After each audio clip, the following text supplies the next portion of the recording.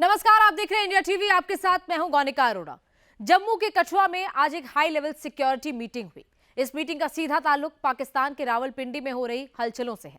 बीते एक महीने में जम्मू में जितने भी आतंकी हमले हुए, उन सब का सीधा कनेक्शन रावलपिंडी से जुड़ रहा है। रावलपिंडी से ऑर्डर निकल रहे हैं, लाहौर और बहावलपुर में प्लान तैयार हो रहा है और एक्शन दिख रहा है इंटरनेशनल बॉर्डर पर। आतंक के इस नए खेल में एक पुराना खिलाड़ी भी एक्टिवेट कर दिया गया है। आतंकियों को सियासी कपड़े पहनाकर पाकिस्तान ने भर्ती, ट्रेनिंग और जिहाद का नया स्कूल खोल दिया है। लेकिन ये सारा खेल भारतीय खुफिया एजेंसियों के सामने खुल चुका है। आप भी देखिए और समझिए इस रिपोर्ट के जरिए। इंडिया के most wanted terrorist Hafiz Saeed का बेटा तलहा सईद और साथ में लश्कर तैयबा का डिप्टी चीफ सैफुल्लाह कसूरी स्विमिंग पूल में। हाफिज सईद के खासम खास गुर्गे लाहौर की सड़कों पर। हमारे रास्ते नहीं आना। हाफिज सईद का राइट हैंड गाजी शहजाद पीओके में। और इधर जम्मू में एक के बाद एक धड़ाधड़ आतंकी हमले। पाकिस्तान में कुछ बहुत खतरनाक पक रहा है और आंच जम्मू तक पहुंच रही है। सबसे बड़ी कुव्वत, सबसे बड़ी पावर वो दुनिया में मुसलमानों के पास है। सुनने में तो जैसे मैंने ये बताया कि इसका ताल्लुक लश्कर तैयबा से था। दुनिया सारी राइट साइड पे डायरेक्शन पे जा रही है, हम लेफ्ट साइड पे जा रहे हैं। यकीनन ये हाफिज सईद का कहीं ना कहीं कुछ तो लोचा चल रहा है और मुझे लगता है कोई ना कोई गड़बड़ भी होने जा रही है। कठुआ के बाद जम्मू के उधमपुर में भी आतंकियों की घुसपैठ हो गई। सर्च ऑपरेशन जारी है। कठुआ के जंगलों में पैरा स्पेशल फोर्सेज उतार दी गई है, लेकिन पिछले एक महीने से जारी हमलों को लेकर कुछ बड़े सवाल खड़े हो गए हैं। क्या पाकिस्तान ने आतंकियों का नया नेटवर्क एक्टिवेट कर दिया है? क्या ताजा आतंकी हमले हाफिज सईद का टेरर गेम है? क्या आतंकियों की घुसपैठ का नया टेरर रूट खुल गया है? इस तस्वीर को गौर से देखिए। हाफिज सईद का बेटा तलहा सईद और हाफिज का डिप्टी सैफुल्लाह।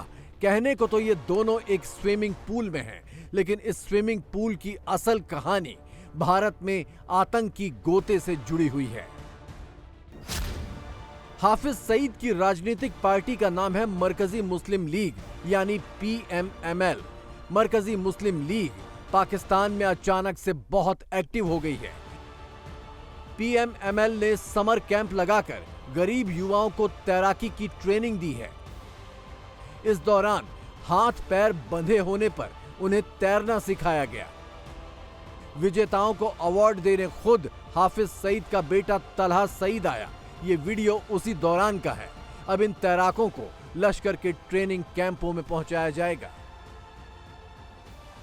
हाफिज की सियासी पार्टी PMML की एक और एक्टिविटी देखिए। अमेरिका की ओर से प्रतिबंधित आतंकी मुजम्मिल इकबाल हाशमी, अमेरिका की ओर से एक और प्रतिबंधित आतंकी ताबिश कय्यूम, ये सब लश्कर तैयबा के आतंकी हैं, लेकिन अब PMML के सियासी कार्यकर्ता बनाकर पाकिस्तान की सड़कों पर छुट्टा छोड़ दिए गए हैं। इकबाल हाशमी की तस्वीरें भारत के मोस्ट वांटेड अब्दुल रहमान मक्की के साथ भी हैं। फिलहाल ये सब PMML की आड़ में इस्लाम के नाम पर आम पाकिस्तानियों के जहन में जहर घोल रहे हैं। अस्करी महाजों में वो मुसलमानों को शिकस्त नहीं दे सकी, लेकिन फिक्री महाजों पर आज आदमी कुफर कामयाब हो चुके। अब देख लें, 2 अरब मुसलमान हैं दुनिया में, 2 अरब के लगभग 2 अरब से भी ज्यादा, और दुनिया की सबसे बड़ी कुव्वत, सबसे बड़ी पावर वो दुनिया में मुसलमानों के पास है। हाइड्रोजन बम नहीं है सबसे बड़ी पावर, एटम बम नहीं है सबसे बड़ी पावर। ये दुनिया की जदीद साइंस और टेक्नोलॉजियां अल्लाह की कसम कोई हैसियत नहीं रखती। कायनात में, आसमान के नीचे सबसे बड़ी ताकत वो इस्लाम है, अल्लाह का दीन है। माना यह जा रहा है कि पाकिस्तानी फौज ने हाफिज सईद को फिर से एक्टिवेट कर दिया है और भारत के खिलाफ जिहादी हमलों के लिए हाफिज के नेटवर्क की मदद ली जा रही है।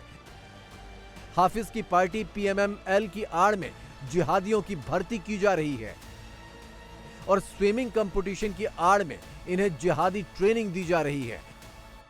इस्लाम के नाम पर ब्रेन वॉश हो चुके गरीब युवाओं को सरहद में घुसपैठ करवाई जा रही है और ये सारा आतंकी नेटवर्क हाफिज सईद नजरबंदी के नाम पर खुद अपने घर से बैठकर चला रहा है।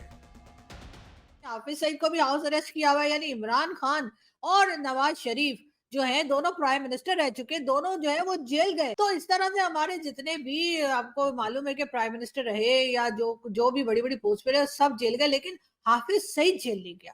हाफिज सईद को हमने हाउस अरेस्ट करके रखा है। उससे क्या है, आराम सुकून से घर में घूमो फिरो, कभी लाउंज में चले जाओ, कभी डाइनिंग हॉल में चले जाओ, कभी किचन में चले जाओ, कभी बेडरूम में जाके मूवी देखो, कभी सो जाओ, कभी खाओ पियो।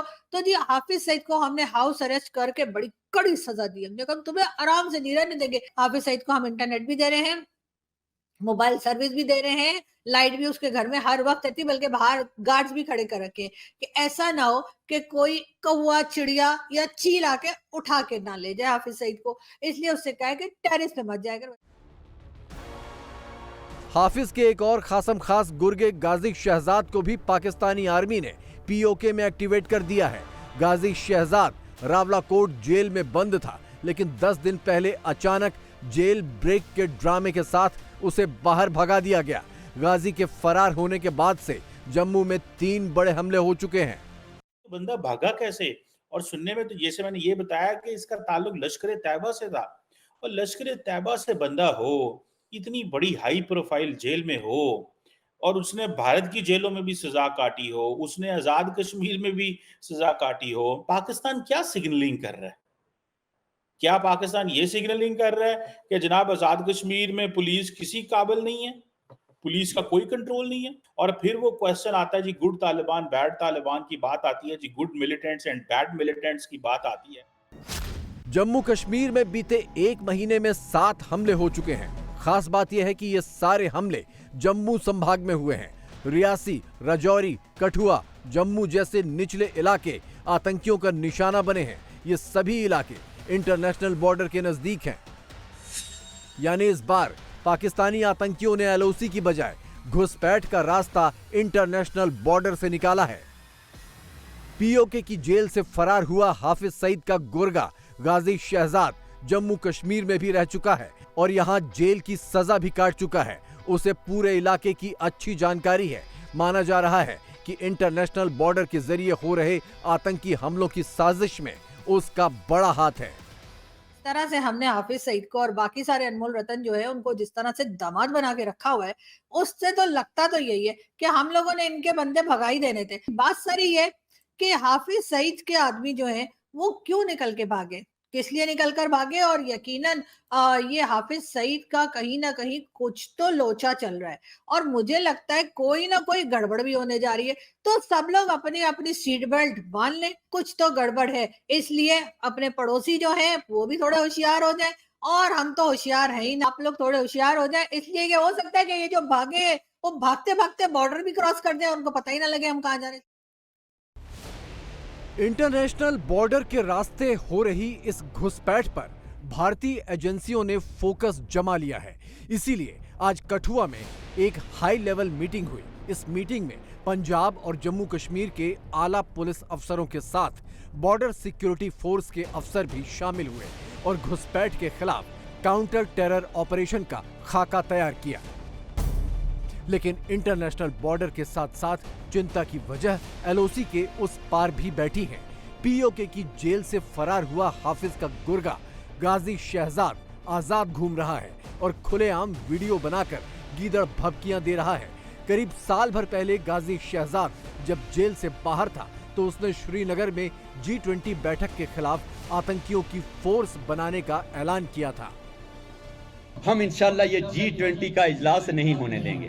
हम इंशाल्लाह बेस कैंप बनाएंगे और इंशाल्लाह मैं अपनी जांबाज फोर्स बनाने का आज ऐलान करता हूं। हमने ये फैसला किया है कि हम जांबाज फोर्स बनाएंगे, हम कॉलेज यूनिवर्सिटीज के लड़कों को ट्रेनिंग देंगे, हम हर नौजवान को तरबियत देंगे, वो असलहा चलाना जानता हो, वो जंगी हालत के अंदर है। ये छुप छुप कर ना कोई जिहाद हुआ है, न छुप छुप कर कोई जंग लड़ी गई है।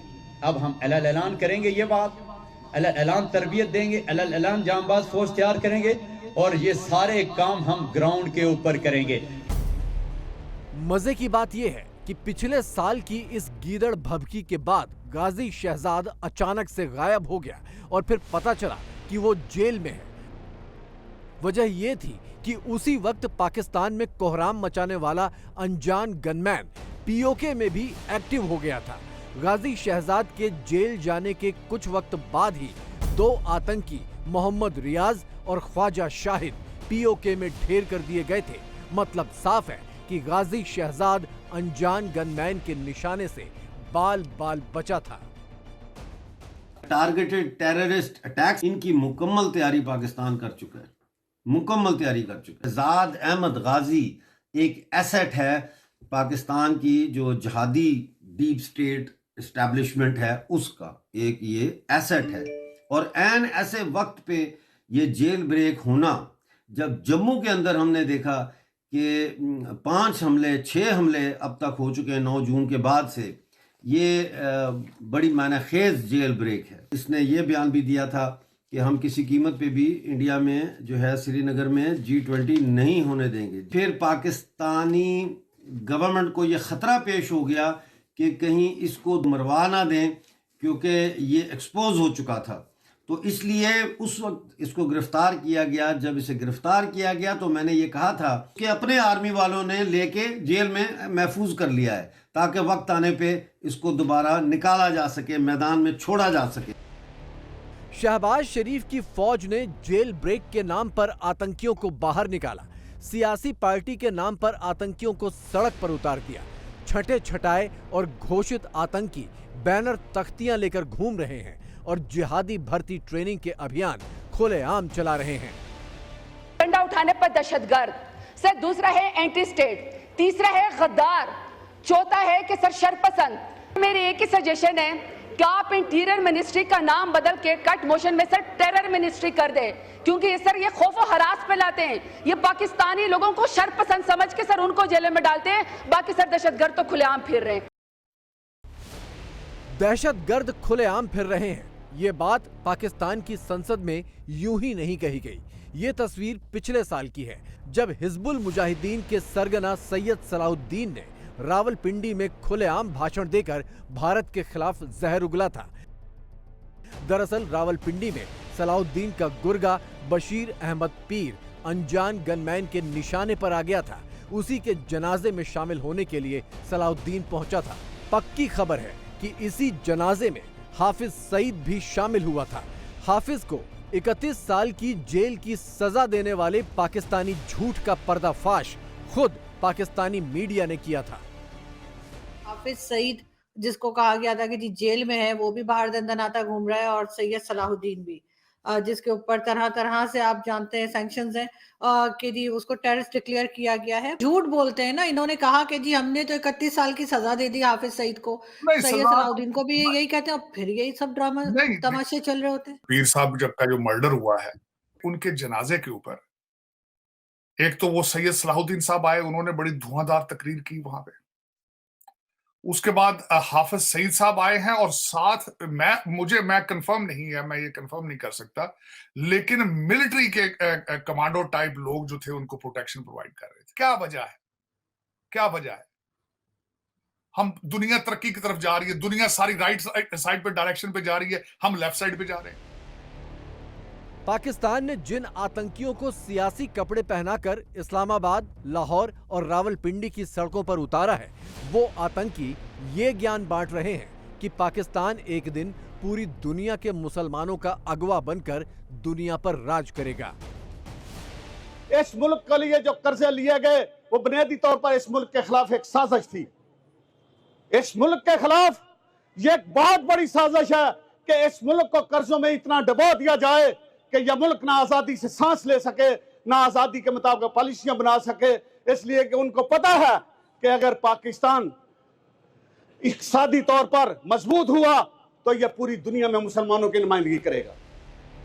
हाफिज, मसूद और दाऊद जैसों को पालना पाकिस्तान की 76 साल पुरानी विदेश नीति है, लेकिन मुश्किल यह है कि ये पालतू आतंकी खुद पाकिस्तान के सिर का जंजाल बन जाते हैं, फिर भी पाकिस्तान सबक नहीं सीखता। मजे की बात देखिए, जिहादी भर्ती और ट्रेनिंग के लिए हाल फिलहाल में सड़क पर उतारे गए आतंकी भी शहबाज शरीफ को धमकाने लगे हैं।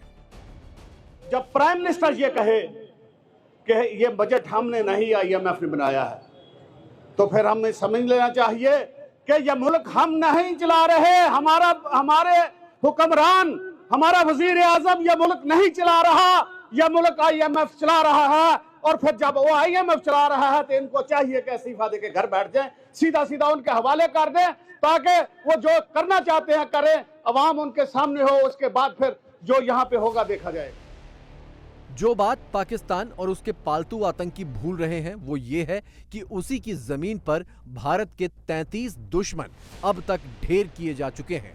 दाऊद और हाफिज भी अनजान गनमैन के डर से छिपे बैठे हैं। क्या पता 34वें टारगेट पर उनका ही नाम लिखा हो।